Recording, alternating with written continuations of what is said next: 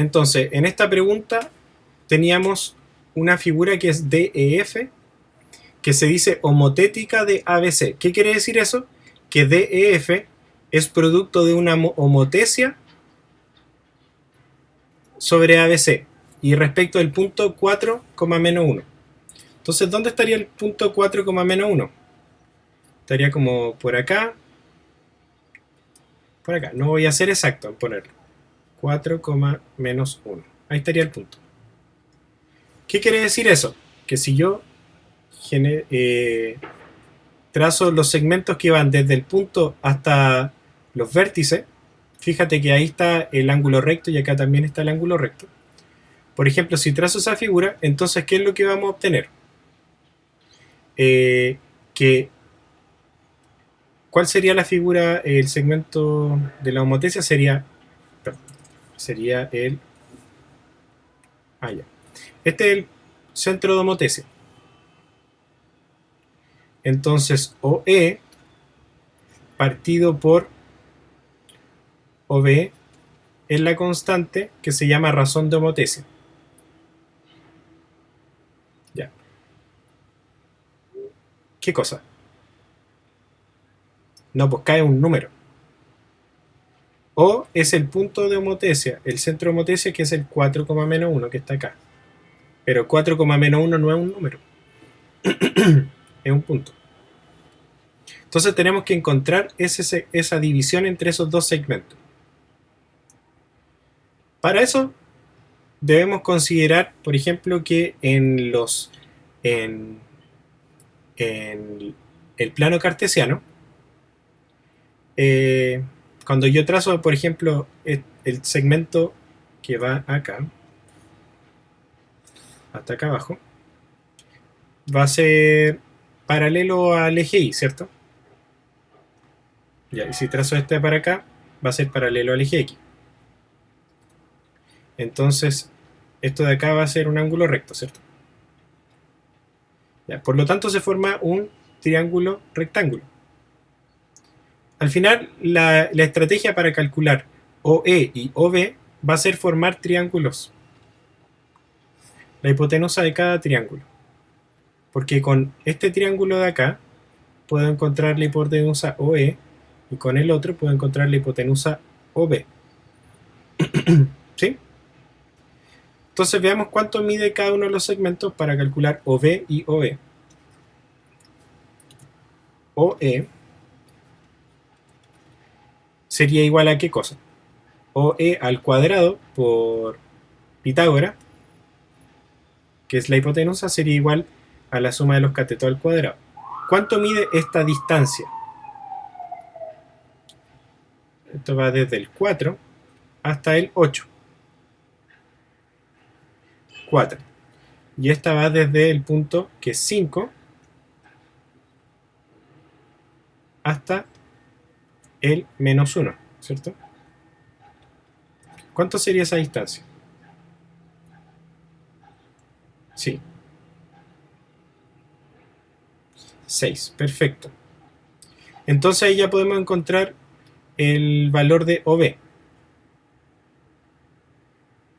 que sería OE al cuadrado es igual a 4 al cuadrado más 6 al cuadrado. ¿Cuánto es eso?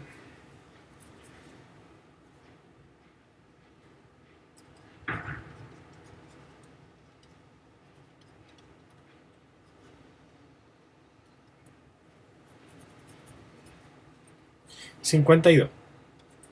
Entonces esto sería la raíz de 52, ¿cierto? Ya, perfecto. Lo mismo vamos a hacer con el otro segmento. El OB. No sé.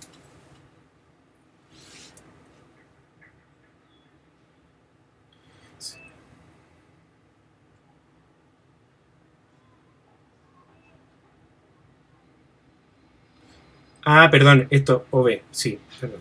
Súper bien. Sorry. Entonces esto sería OB.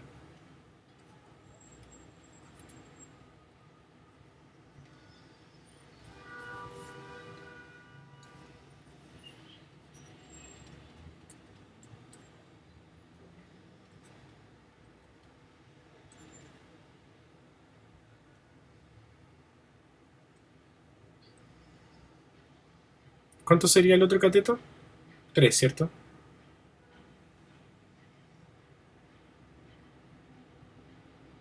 Tres al cuadrado. Claro, entonces ¿cuánto mide OE? Sería 4 más 9.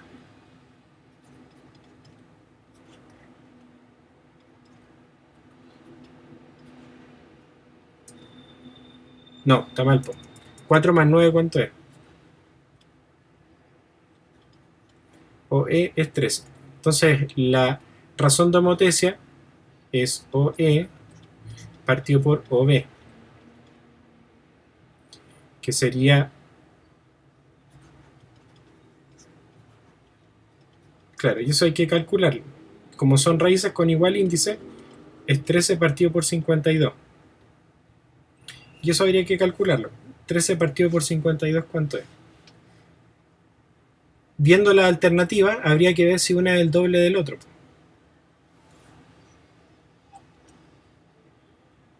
Entonces sería raíz de 1/2. Ya. ¿Y eso qué es lo que nos daría?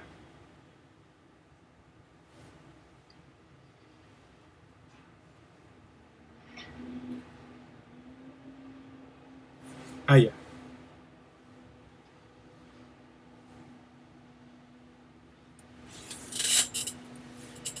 Ya, a ver. Deja ver si no me equivoqué en algo.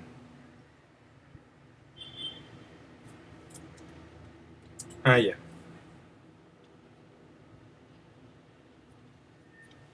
Y eso es 1/2. Ya. Entonces, ¿qué es lo que nos está diciendo? Que la razón de homotesia es 1/2. 1/2. Entonces, ¿cómo se calcula? La razón de homotesia quiere decir la razón entre los segmentos.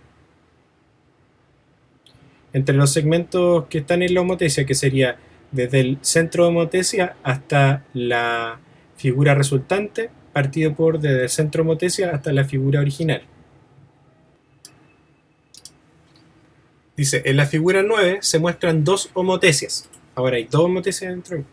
Una de centro O y razón de homotesia 2 transforma a ABC en PQRS. Entonces veamos la primera homotesia, que transforma a ABC, que sería el del medio, en el de arriba. Y ese, la razón de homotesia es 2, es decir, que una figura es el doble de la otra. ¿Cierto? Entonces, ¿cómo podríamos...? Claro. ¿Qué significa esto? Que OQ partido por OB es igual a 2. Es decir, uno es el doble del otro. Entonces, si este midiera A, ¿cuánto mide este de acá? 2A. Es súper bueno ocupar esta técnica de poner valores como genéricos. Entonces, este le ponemos A y a todo esto de acá 2A. Y después nos dicen que la otra homotesia también tiene centro O y razón de homotesia 0,5. Eso quiere decir que OF, que es la resultante, partido por OB, que es la original, va a ser igual a 1/2. Eso quiere decir que OF es la mitad de OB. ¿Cierto? Ya, entonces, para hacerlo más simple, si a este le pongo 2A, a este le podría poner 4A. Y OF me diría A. Entonces esto mide A, esto mide A y esto mide 2A. Y eso ocurre con cualquiera de los otros segmentos de la homotesia. ¿Se entiende? Ahí ordené la información de una manera más amigable. Entonces, ¿cuál de las siguientes afirmaciones es o son verdaderas? Dice que si BQ es igual a 5, fíjate quién es BQ, este de acá, entonces BF es igual a 2,5. Fíjate que BQ y BF es la mitad de BQ. BF es la mitad de BQ.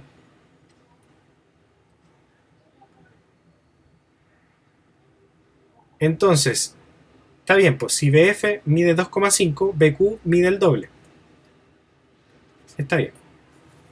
Después dice que OH es igual a un tercio de SH. Es lo mismo decir que OH partido por SH es un tercio. Nos están diciendo que OH es un tercio de SH, o que SH es 3 veces OH. Entonces veamos.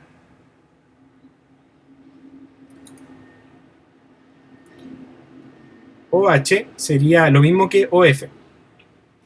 Esto, si se cumple, sería lo mismo que decir OF, sí, porque se cumple con cualquiera de los segmentos. Nosotros trabajamos con OF, OV y OQ, pero es lo mismo que con este y los otros segmentos. Entonces, sería lo mismo que decir que OF partido por SH, ¿a quién correspondería? SH sería lo mismo que... No, fíjate que SH va desde acá a acá.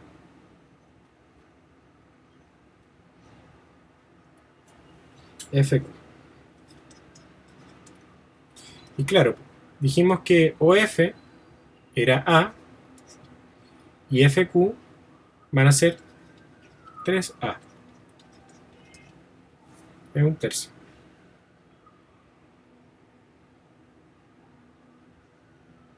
¿Sí?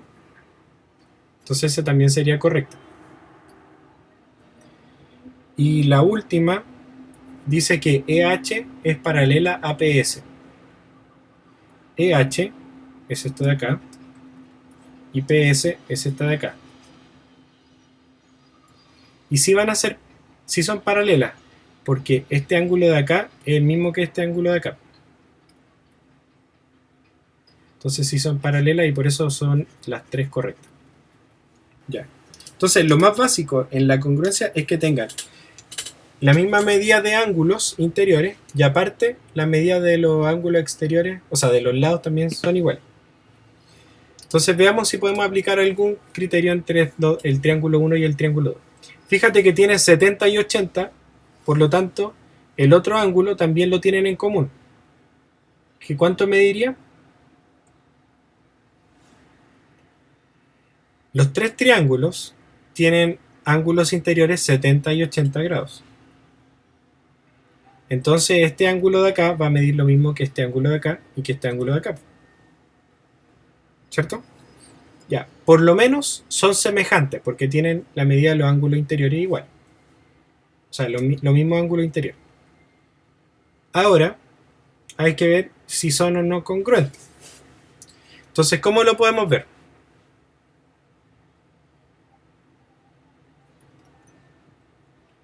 Claro. Sí.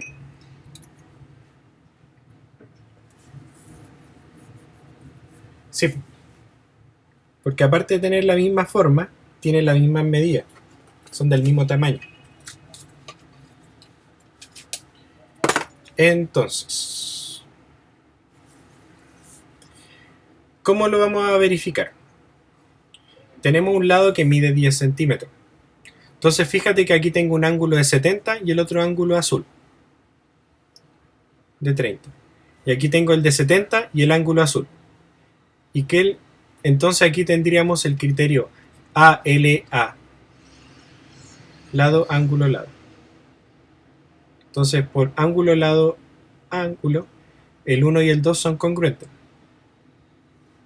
Ahora vamos con el tercero. Este tiene el ángulo de 30 acá. Entonces fíjate que el lado de 10 centímetros está comprendido entre los ángulos de 80 y de 30. Y es diferente al otro que está entre 30 y 70. Otra manera de verlo es que el lado que mide 10 centímetros se opone al ángulo de 70 grados. Entonces por eso este de acá no es congruente y solamente el 1 y el 2 son congruentes. Ya. Aquí yo veo la figura antes de leer cualquier cosa y hay un círculo, una circunferencia. Entonces, algo de las propiedades de la circunferencia vamos a tener que aplicar. ¿Cierto? No está de bonito. Ya. Entonces dice, AB es diámetro de la circunferencia del centro O. AD es una cuerda, es decir, que no pasa por el centro. DAB mide 30. Entonces ya vamos anotando. DAB mide 30. Si está en una circunferencia, entonces yo puedo relacionarlo inmediatamente con el arco. ¿Cuánto mediría este arco DB?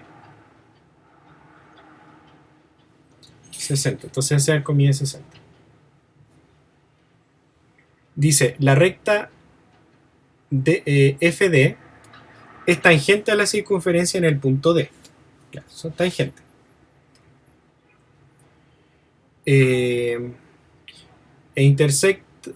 Punto D intersecta la prolongación de AB. Ah, sí, en el punto F. Ya. O sea, F, ya. Esto quiere decir que este segmento de acá no está quebrado, no es como OA, perdón, AB y después F, así para abajo, sino que es la prolongación. ¿Cuál de las siguientes afirmaciones son verdaderas? Entonces aquí nos hacen aparecer triángulos y hay que dibujarlos. AOD. ¿Dónde está el triángulo AOD? AOD. Este de acá.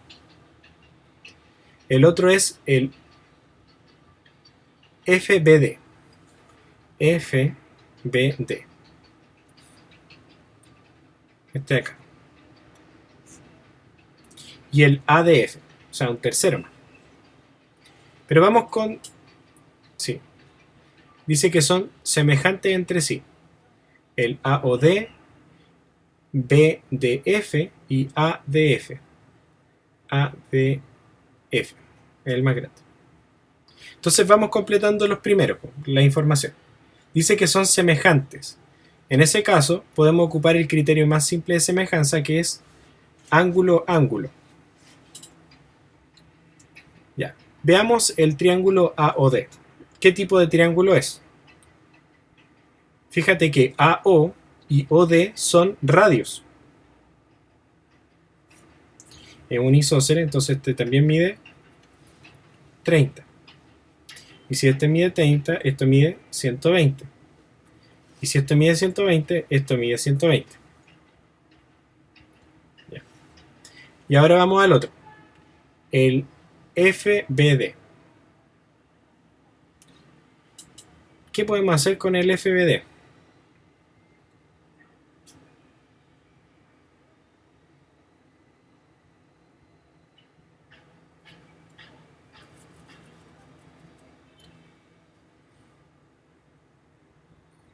El ángulo en D, pero ¿con quién? Porque hay hartas líneas ahí.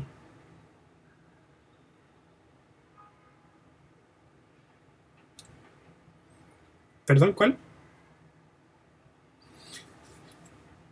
Y con DB. ¿Pero cuál? Necesito tres letras para saber el ángulo. D. B. D. O.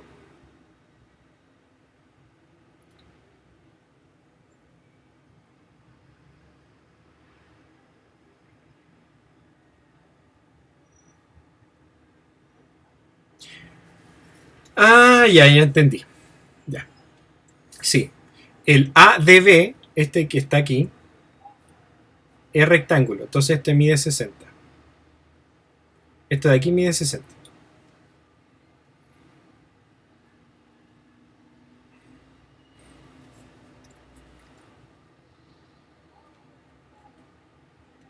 Equilátero.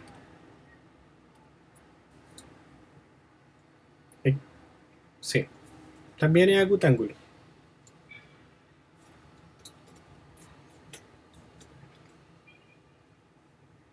Ya, perfecto. Nos falta saber sobre los ángulos del ADF, del FBD.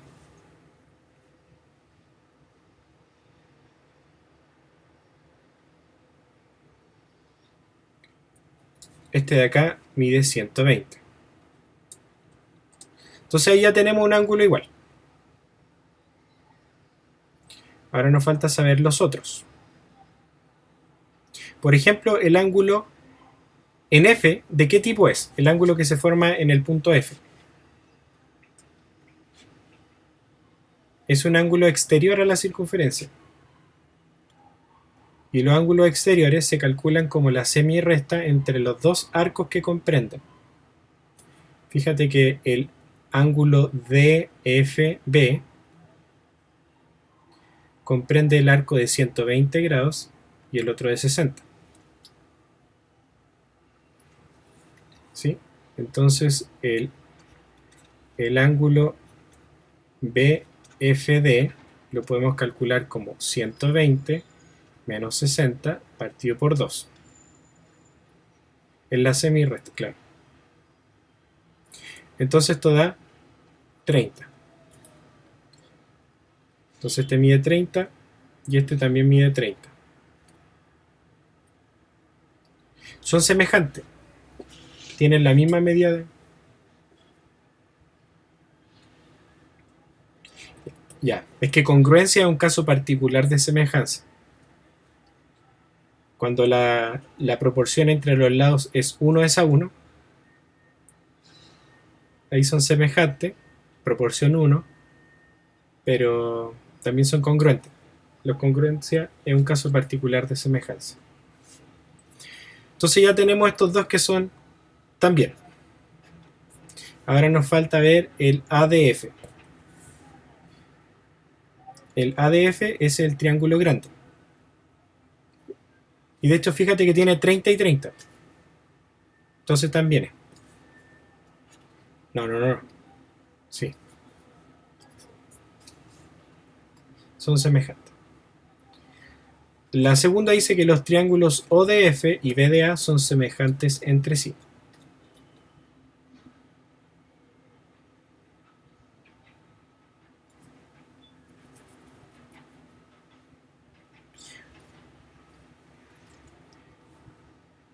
O no, ODF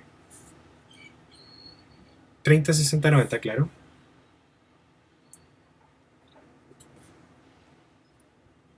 Tiene 30 y 60 también.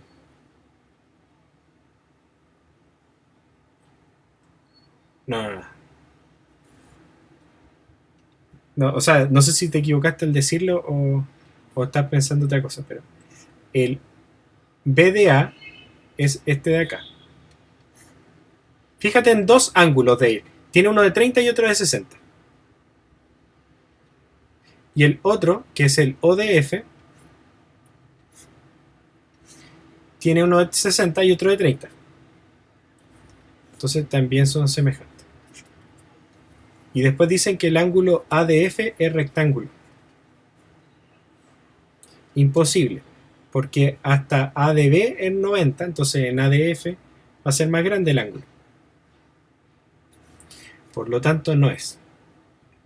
De hecho, si hubiésemos respondido solamente a la 3, hubiésemos podido descartar esa y esa. Y claro, como la 1 ya era correcta, entonces ya sabíamos que era la B.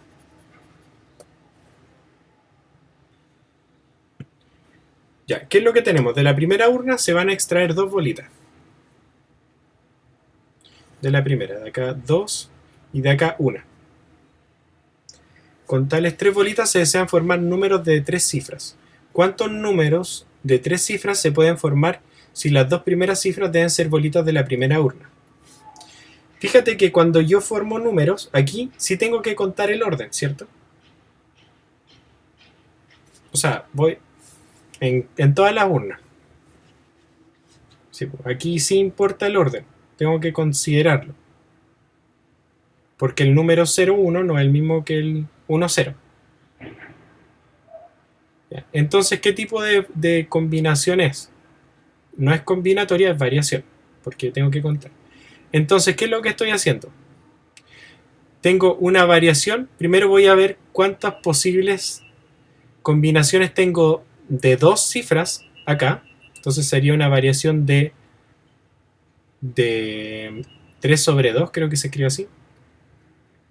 o un arreglo, se escribe así. Un arreglo de 3 sobre 2. Y en el otro, un arreglo de 3 sobre 1.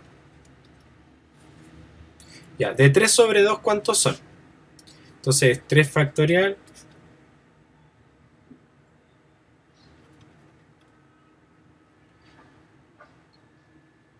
Ya, ¿y eso cuánto da?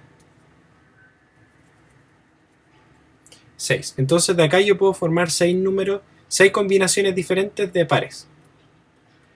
Entonces, la primera aporta con 6. ¿Y la segunda con cuánto aporta?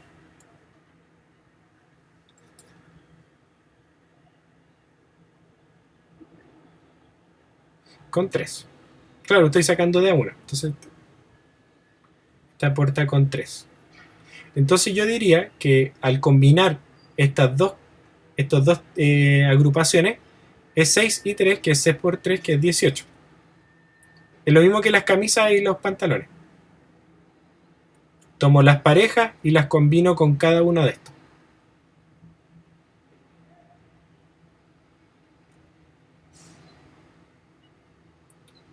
La B12. ¿De dónde sacan 12? ¿Cuántos números de 3 bolitas se pueden formar si las dos primeras cifras deben ser bolitas de la primera urna y la última cifra de la segunda urna?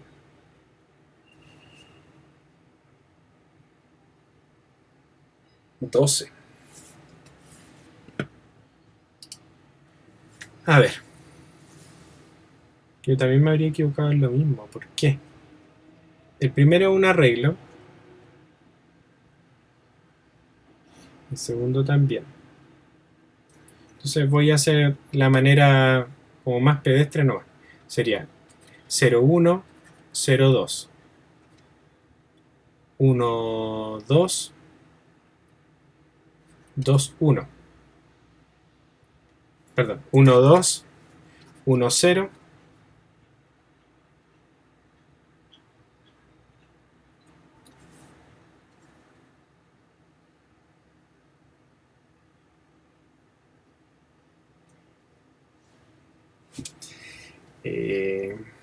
Puede ser.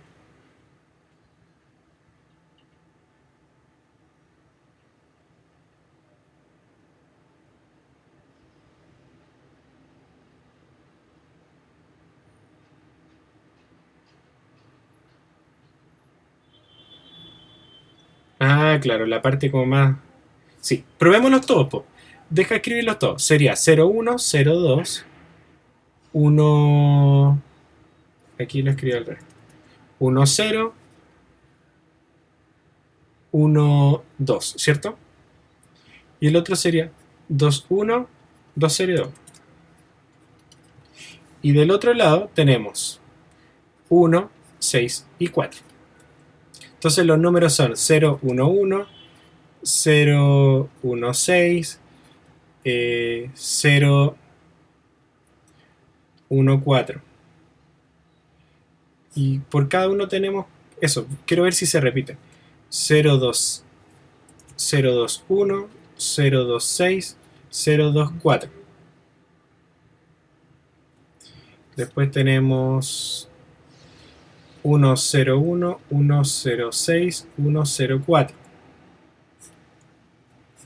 Después tenemos, a ver, ayúdame con lo otro.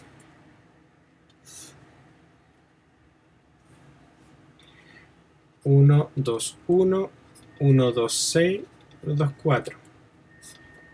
2, 0, 1.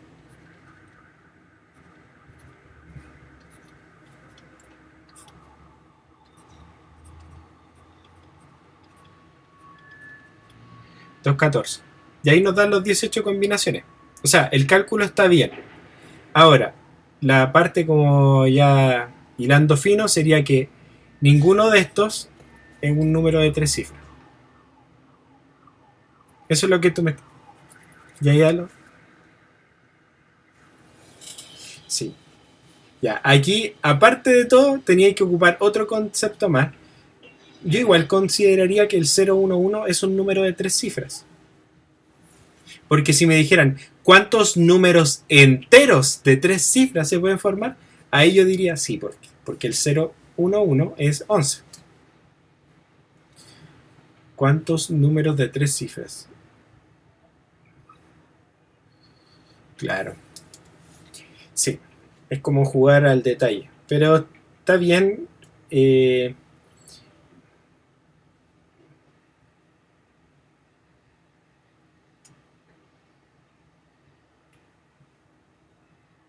Sí, por lo menos queda claro que es un arreglo y que cuando yo tengo dos arreglos y tengo que combinar esos arreglos, se multiplican cuando uno combina las cosas.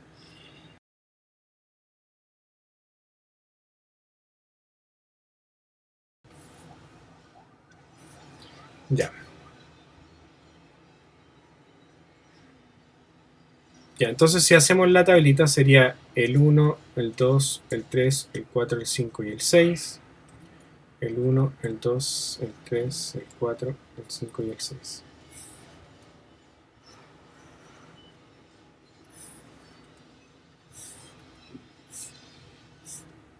Ya.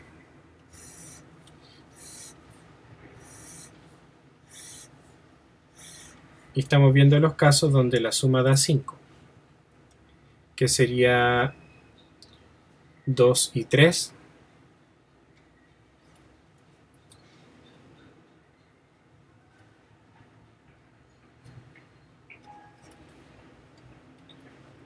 Que son esos 4. Entonces, lo que haría es lo siguiente. La probabilidad de que me dé 5, la suma, sería igual a la probabilidad de que obtenga un 4 y un 1, más la probabilidad de que obtenga un 3 y un 2, más la probabilidad de obtener un 2 y un 3, más la probabilidad de obtener un 4, un 1 y un 4. Esto es lo que habíamos hecho. Y ahora habría que calcular la probabilidad de cada uno de estos eventos. La probabilidad de obtener un 4 y un 1. ¿Cuánto es? Estamos lanzando dos veces el dado. De que en el primer dado me salga un 4, ¿cuántas probabilidades hay?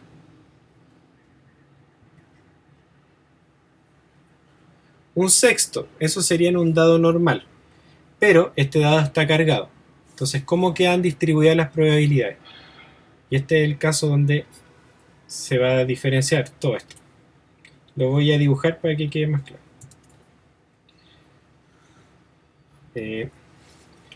Entonces tengo todos los eventos posibles.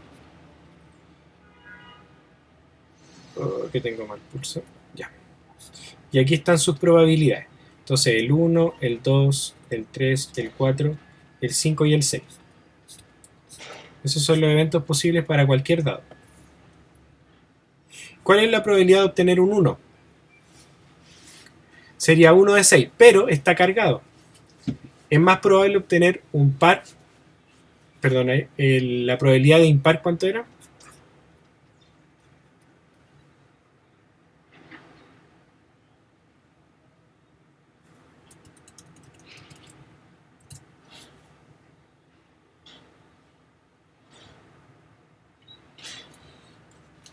Dos. Vamos a anotarlo rápidamente. La probabilidad de obtener un número impar, la probabilidad de impar es el doble de la probabilidad de un par. O sea, es más probable obtener un impar. Entonces, si lo sumo, me da 1, ¿cierto? Entonces me queda que la probabilidad 3 impares es igual a 1.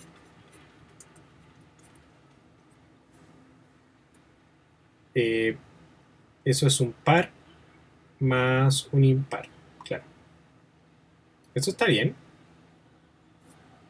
Ya, vamos viendo de a poco. La probabilidad de un par más la probabilidad de un impar es 1. La probabilidad de un par es la misma, pero la probabilidad de un impar es lo mismo que 2 veces la probabilidad de un par. Entonces me queda así. Entonces la probabilidad de un par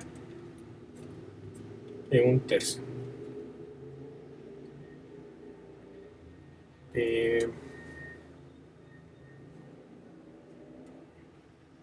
Un impar es el doble de un par. Ya está bien. Entonces los pares tienen 1/3 de probabilidad, o sea, los pares 1/3 y los impares 2/3. Entonces, ¿cómo distribuimos esto? Son 6 casos, ¿cierto? Entonces lo vamos a multiplicar por 2 las probabilidades, amplificar, y esto me quedaría 2/6, y este me quedaría 4/6. Ahí tengo la cosa. Entonces, ¿cuántos pares hay? Esto está bien difícil el problema. ¿Cuántos pares hay? No. ¿Cuántos pares hay?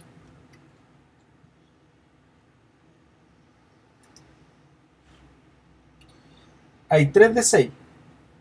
Y tengo que distribuir 2/6 entre 3 personas. O sea, entre 3 sucesos tengo que distribuir los 2/6 de probabilidad. ¿Se entiende? Esta es la probabilidad para los pares y tengo que distribuirla entre todos los pares. Y esta es la probabilidad de los impares.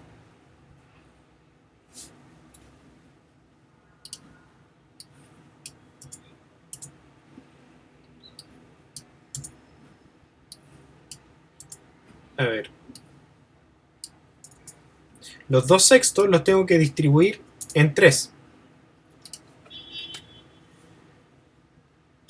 2/6 los tengo que dividir.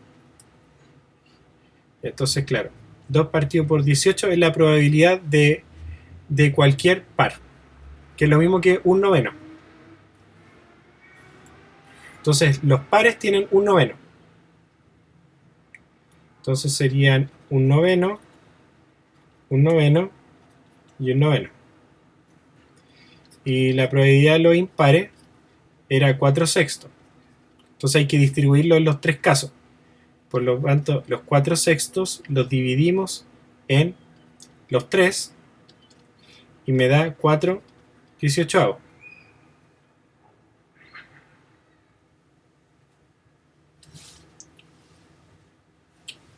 2 novenos. Claro, uno es el doble del otro.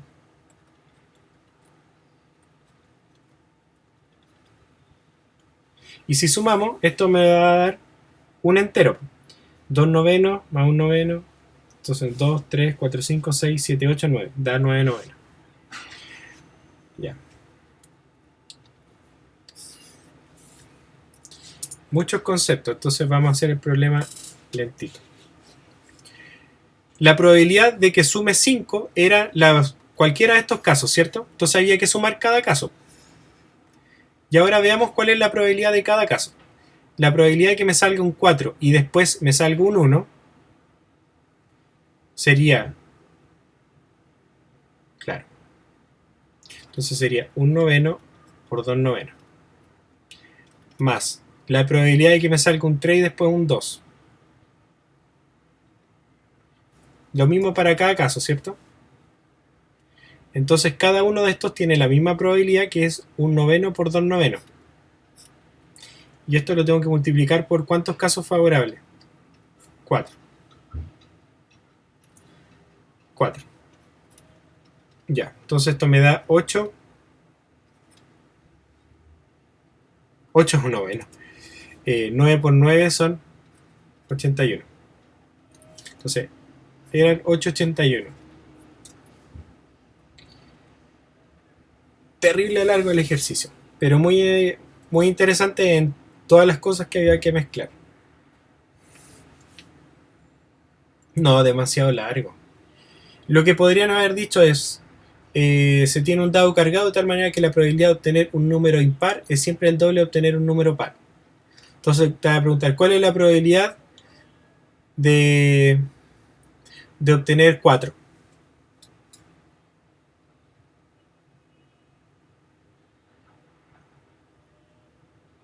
No, no todo, porque aquí después te dicen que van a lanzar 2 dados. Y después de los 2 dados hay que ver que sumen 5. Son como 4 cosas que había que pensar. Primero, es una probabilidad que se distribuía de manera irregular.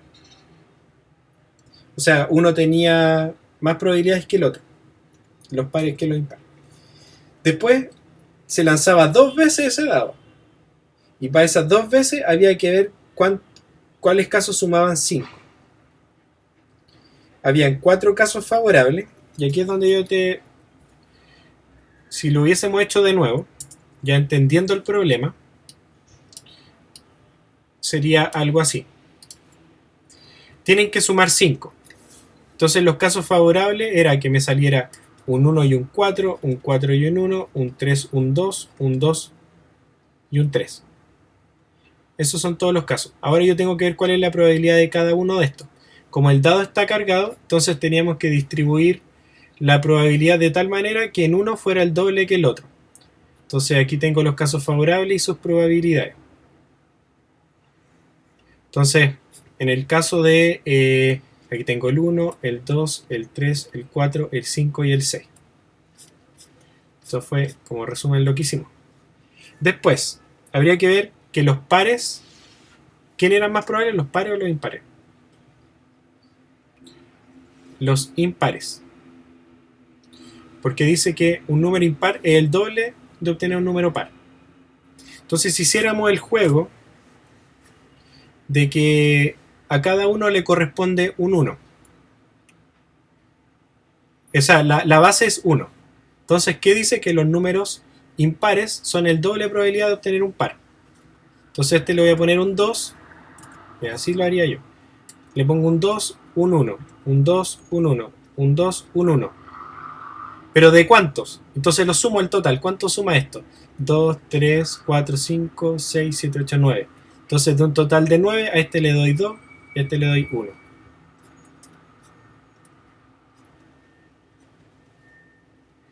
Y ahora tengo que calcular la probabilidad para cada uno de estos eventos, que como habíamos visto es la probabilidad que salga un par y después un impar. Pero son 4 casos nomás. Entonces serían 4 casos que me salga par y después impar, que sería un noveno por 2 novenos. Claro. Yo estoy viendo 4 casos, porque cada uno de estos va a tener la misma probabilidad. Porque es un par y un impar. Entonces por eso lo multiplico por 4, porque es 4 veces el mismo número. Que es la probabilidad de un par por un impar. 881. Claro, el que lo pensó y piensa que se puede hacer así, está bien, pero creo que es más avanzado. O sea, si uno... No sé si queda más o menos claro, ¿sí? Ya. ¿Y cuál otro? Ya.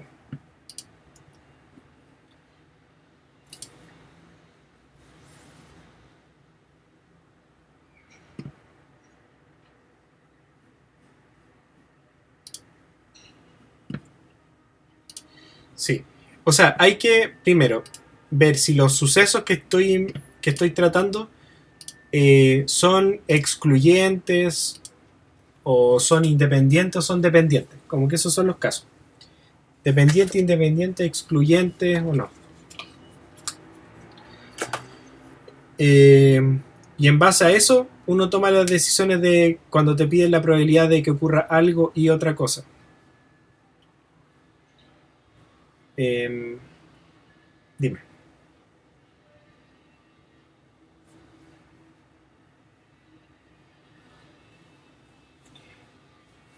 Como unas 4 preguntas de... No, en total yo creo que deben... que contemplen el concepto de medidas de dispersión y de distribución normal y todo eso, yo creo que van a ser un tercio de las preguntas, o sea, un tercio de 17, porque es como el tema más fuerte. O sea, deberían ser 5 o 6 preguntas.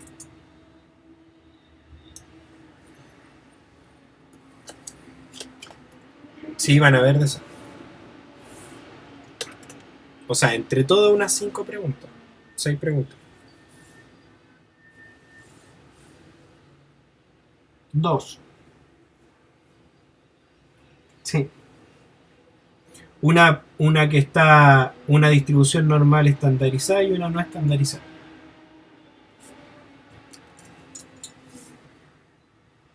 Sí, no hay problema.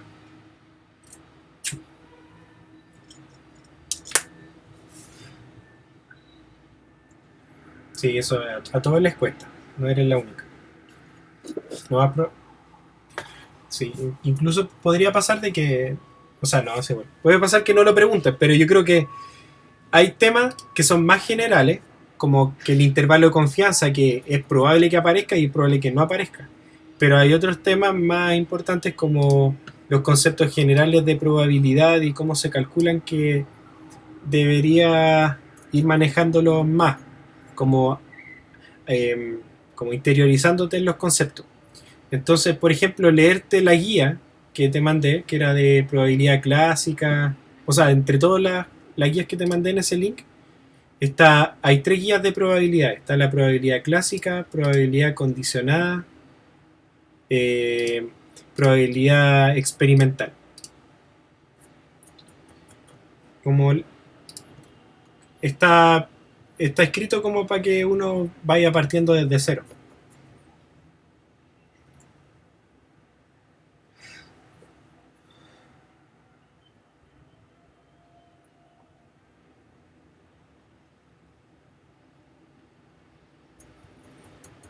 Sí, pues, sí, veamos los ejercicios. Sí. Si sabes antes cuáles son las preguntas para revisarlas mejor, pues como para no estar como con la sorpresa de ver la pregunta y no y divagar.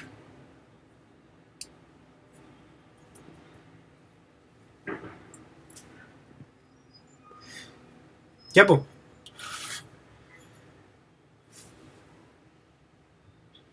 hoy día es miércoles.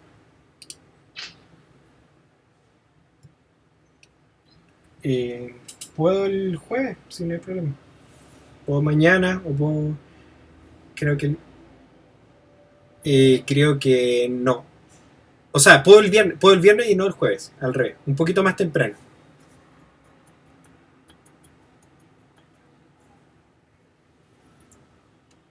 Ok, ya.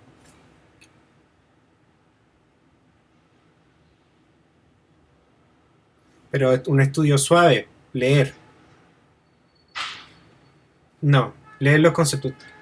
Eh, o sea, el día anterior, como refrescar algunos contenidos como más, como, no me acuerdo, ¿cómo era esto? Ya, como que quedéis tranquila. Pero sí algún tipo de expresión que se te olvide harto, lo podría revisar. Espérate, deja buscar. eh, Aquí hay un repaso que hizo un profesor que... ya lo tiene. Sí. No, sí, posible. ¿Cuántas páginas son? ¿Como 10?